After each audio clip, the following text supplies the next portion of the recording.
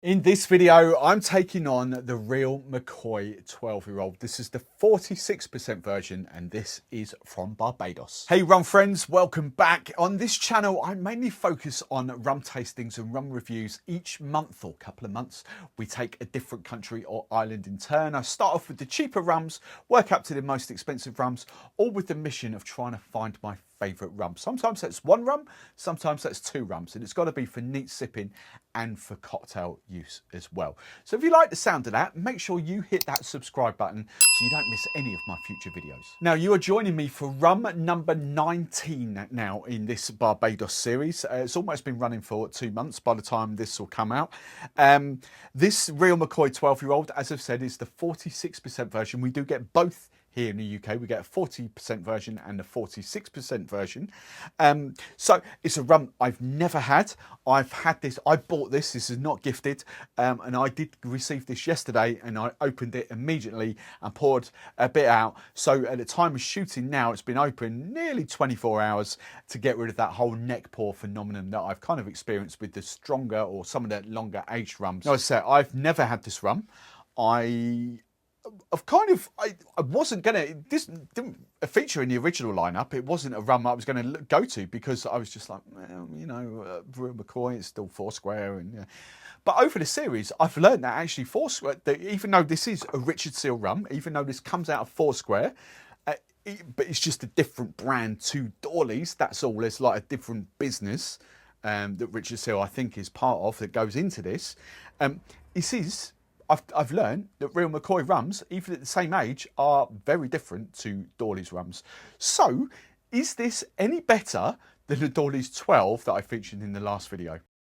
But before we dive into that, we have to look at prices. Now, this is where I'm confused about some prices, because just before I go and give you the price, all I'm going to say is that this is £4 more expensive than the 46% version of the Real McCoy 5-year-old.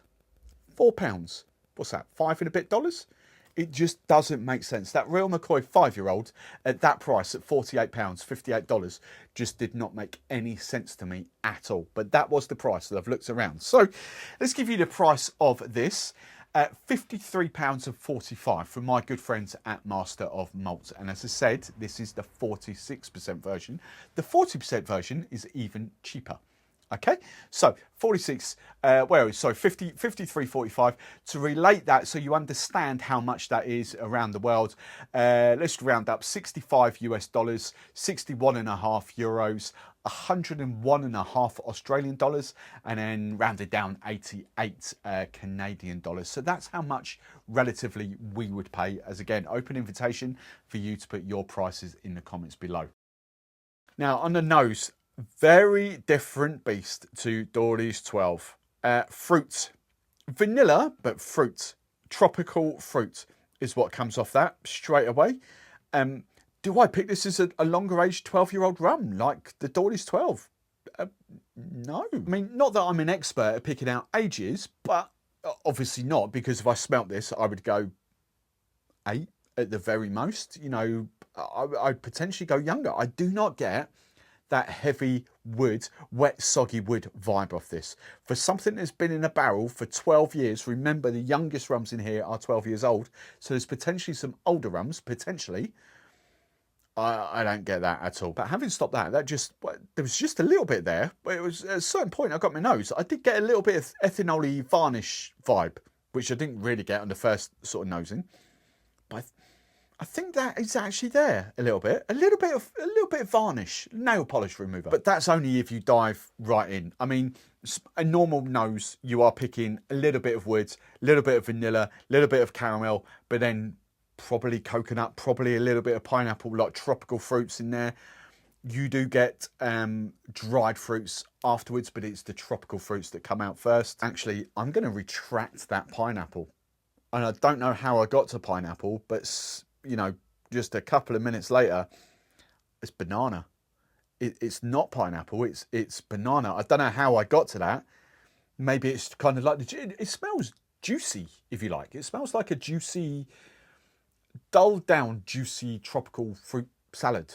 not really vibrant, but that sort of vibes. But, you know, if you spend a bit of time with it, banana. It is banana. And I am going to say there's a little bit of nuttiness to it. Now, I don't relate that to Amaretto, the Serrano. I don't relate that to Frangelico, so almonds and hazelnuts. I'm lost to, but it's nutty. I'm lost to what that sort of nut is, but there is a little bit of nuttiness to it. I'll tell you other things that I'm coming out of here. Controversially, whiskey. I don't mean that in a woody sense. I mean that actually is in a whiskey sense. Do you know what? Here's a fascinating thing for me. At first aroma, I was going to say first aroma, not overly convinced I would pick that as a rum, but I would. You kind of get that sort of, you get the sugar vibe, the caramel vibe off it, not like a grainy sort of rye vibe or anything like that, but there is that element of whiskey to it. But I don't think I could give you anything more than that. If you made a rum fashioned with orange bitters, maybe some orange at the end. But yeah, I mean, they're the highlights. I'll give you what other people have smelt. So reading through this list, vanilla, coconut, oak and woody are the big ones. I'm going to agree with all of those. And then fruity, alcoholic, yeah. 46%, that doesn't, I'm not mistaking that for like a 40% rum. It does smell a little bit stronger than that. Caramel, yeah. Oh, bourbon, here we go. A few bit bourbon, glue, banana, tobacco, allspice. Tobacco and allspice. No. Allspice, like the pimento drams? No, I can't relate that at all. Walnuts. Oh, interesting.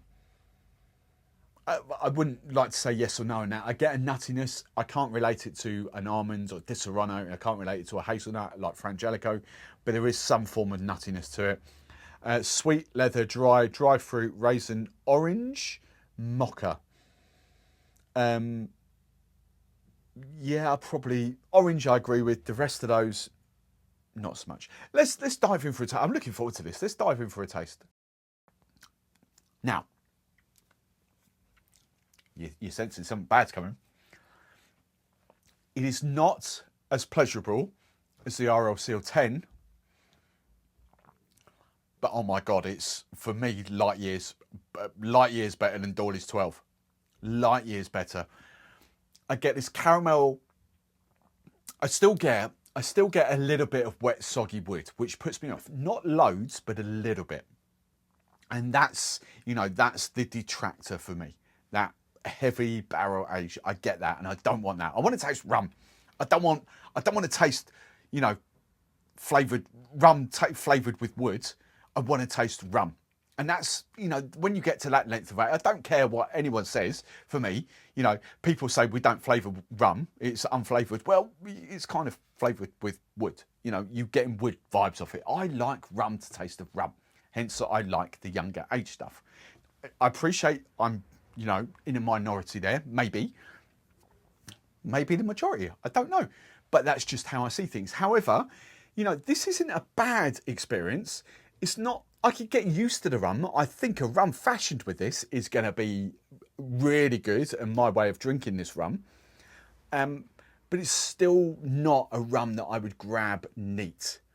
It's just too heavy. Not as heavy as the Doorlys 12, but just a little bit too much wood influence. And it does kind of trick you, because on the first sip, literally as soon as you have a sip, and as soon as it's coated the front of your tongue, it's light, it's rich, it's caramel, it's tropical fruit vibe. It's like a little bit of burnt toffee, and now it changes. Now the wood comes out, now the oak comes out, and now all those bits that I don't like about rums are there. You can see me, like my tongue just instinctively kind of, wrapping around my gums. The tannins, that wood sort of tannin is kind of getting me a little bit. Leather, I would go glue on there as well. It's not overly spicy either. There's a little bit of sort of maybe peppery spice. I wouldn't go cinnamon spice or any of those sort of, Caribbean cinnamon, nutmeg, dry spices over there. but I would go kind of like a peppery spice on the top of the tongue on the finish once it lengthens out a bit. And there is a little bit of dried fruit there as well, but not as much. Oh, how can I put this? In the Doorlys 12, it was burnt Christmas cake or overcooked Christmas cake, overcooked dry fruit. The dry fruit is there. In this, it's more subtle, but more kind of. Oh, I'm going to give you a shout here. Dates, I'm going sticky toffee pudding. Kind of like a sticky toffee puddingy vibe off there. For me, it's kind of fascinating and annoying because if I could just have that little bit that I get first, that tropically caramelly vibe, without that sort of 5-10 seconds later of that wood influence coming through and that peppery, if I could get the first bit of that, that's a banging rum. Really, really good rum. But I just don't like the finish of it. The finish is too much. But then to do, no, I'm going to do exactly the same as what I did in Doorlys 12. So Doorlys 12, I would put for more really, passionate whiskey drinkers, that really love longer aged whiskies and all those kind of barrel notes. That's where I'm going to. The Real McCoy 12, I would put for, whiskey drinkers that kind of like a mellower whiskey, not like really mellow, but like stuff that hasn't got the grunt of like a long aged Scotch, for instance, malt whiskey.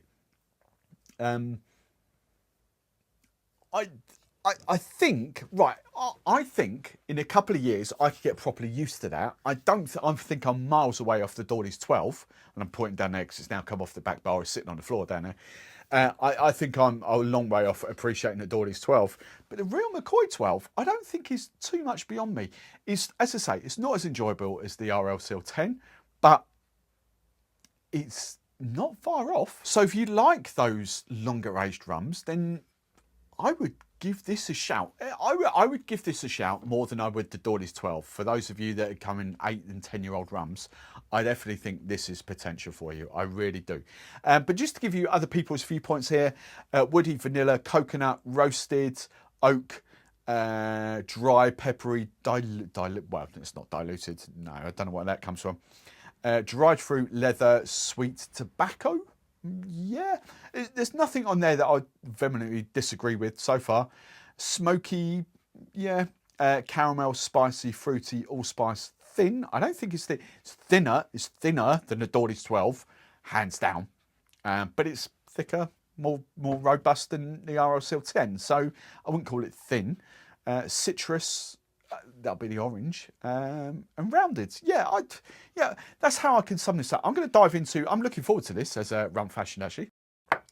So that is flipping delicious.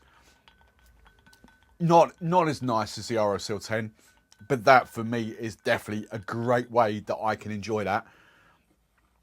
That little bit of sugar just takes away the finish. The finish that I didn't like when it's sip neat, it takes that away. The sugar kind of detracts from that. I still get the sort of essence of it, but I get more of that sort of toffee, caramelly, tropical fruitness off it. It's a really good Rum Fashioned. I could totally handle that neat like that. As I say, look, I've said it once, I've said it twice. I just want that first taste. I don't want the finish, and I don't get that finish. I don't get that sort of wet, woody, oaky vibe of that. It's a really good Rum Fashioned. I could get down with that. I really could. And then coming on to the Rum Punch, again, it's a really good Rum Punch. The rum, it gives you character, it gives you body, it gives you oomph. It's still not as nice as for me as the R.L. Seale 10. And I think I can work this through how I'm going to sum this up. I think I'm kind of there. Look, so right, let's move into the summing up for this. Many of you are going to enjoy this neat, and I personally would, from a professional point of view, I would probably put you onto that before I would put you onto the Doorlys 12 before. I know in the past I've said the Doorlys 12 would be a great rum, for neat sippers. But now, having tasted the R.L. Seale 12, I would back myself for more people to actually enjoy that in a rum journey than the Doorlys 12. Probably working up to the Doorlys 12, but I think that is more approachable, still with the lengthy aging, the wood notes that, you know, a lot of rum neat drinkers like. So that's there. When it comes to rum fashions and stuff, I'd put that in exactly the same camp. When it comes to cocktails, you know, because I've only got one rum there, it's not that much cheaper. It's not that much more expensive, sorry.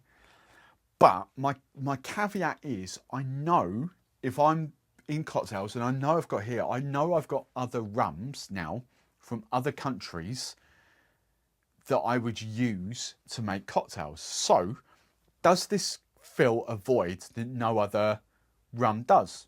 No. And I've mentioned it already in this series, but I genuinely think that Chairman's Legacy, from some of the rums I've tasted from Barbados, that does the job a lot better in cocktails, and it's cheaper. So therefore, for me, it has to be a neat sipper primarily now that does work really well in cocktails, but gives you a different dimension. This doesn't, for me, give you a different dimension to Chairman's Legacy. I know that's St. Lucian, we're talking about Barbados, but I know I'm always going to have that. So, in that sense, that gives me something different. It's a different neat sipper. It's a different cocktail experience. So far, out of all these rums, that for me has to be the 10 out of 10 rum. And this one, probably an 8. I like to relate this to Plantation XO. I enjoy the Plantation XO better, but I'd probably enjoy this better in cocktails because it gives me more volume, more body.